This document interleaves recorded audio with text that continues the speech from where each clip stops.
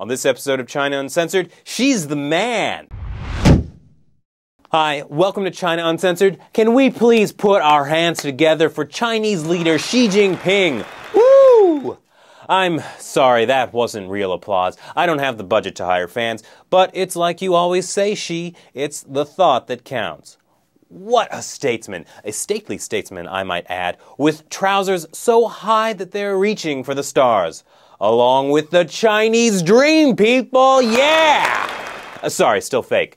I'd like to ask all of you watching to please join me in raising our pants in honor of Xi Jinping. Wow, it's a little snug. Now, if you haven't heard, Xi Jinping has become the reformer we've always wanted him to be. I know, it was a little touch and go over the past year. No one was really quite sure what to make of him. But after a year of cracking down on dissidents and tightening the regime's grip on the internet, I admit I was ready to write Xi Jinping off as just another bad emperor. Turns out, I was wrong. No, wait, I was right the whole time. I've said from the beginning he'd be a reformer. Note to self, delete all old episodes. Xi shocked the world last week by wrangling other top party leaders at the Third Plenum into consenting to wave after wave of reforms, the biggest being announcing that they'll end the re-education through labor system and, well, let's just say there's going to be a lot more brotherly love in China because you can now legally have a brother. Or a sister if you wanted a daughter. Bye-bye, one-child policy. Hello, two-child policy. Man, Xi, slow down. If you keep making reforms, I won't have a show anymore. And Alexander wept, for there were no more worlds to conquer. Well, guys, I guess this is it.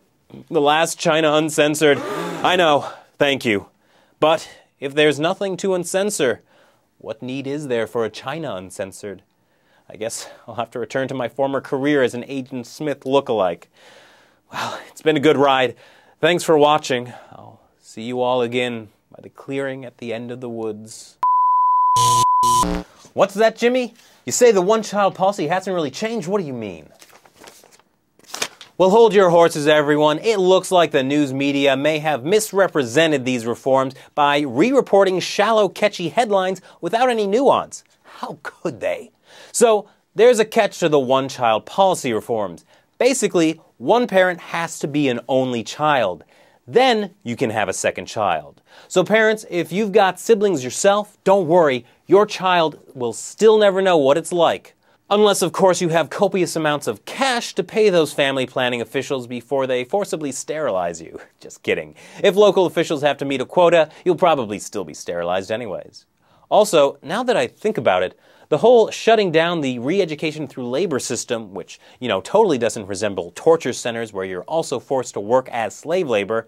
I remember back in 2003 when they abolished the custody and repatriation system. That was a horribly corrupt, brutal detention system that everyone applauded the Chinese regime for ending.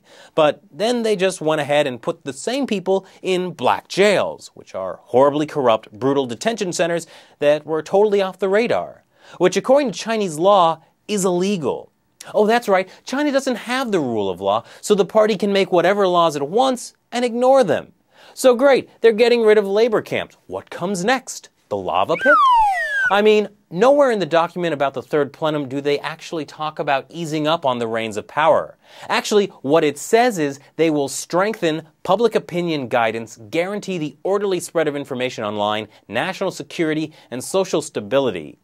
So that sounds like the party is only tightening its grip. So what happens to people who resist? I mean, with the labor camps gone, by the way, they conveniently left out the details of when all this is supposed to happen, but even if they do shut down labor camps eventually, they only still have the mental hospitals, drug rehab facilities, and brainwashing centers to involuntarily detain people in. And if those aren't good enough, there is always just jail. According to the Falun Gong-run website Minghui.org, as the notoriously brutal Masanjiao labor camp was being shut down, practitioners of the persecuted spiritual group who were released from the labor camp were told they'd just be sent to prison instead if they didn't give up practicing Falun Gong. The whole point of reform is to get to a society where there's an independent judiciary, due process, the rule of law, freedom of press, and freedom of belief and expression, right? The problem is, where does the party fit into that? Like 3-year-olds, authoritarian regimes don't like to share their toys. The party can't tolerate an independent judiciary, due process, rule of law, freedom of the press, or freedom of belief and expression because it means they'll lose their grip on power. If anything, the party is just getting better at deceiving people. Every time they hold a big meeting like this plenum, it's really just for them to buy more time and promise more reforms to keep everyone in place. But you know what that means? That means there's more of a need than ever for a show like China Uncensored. Note to self, don't delete old episodes. What do you guys think? Shall we keep fighting the good fight? Comment below and check back for more new episodes of China Uncensored. Thanks for watching.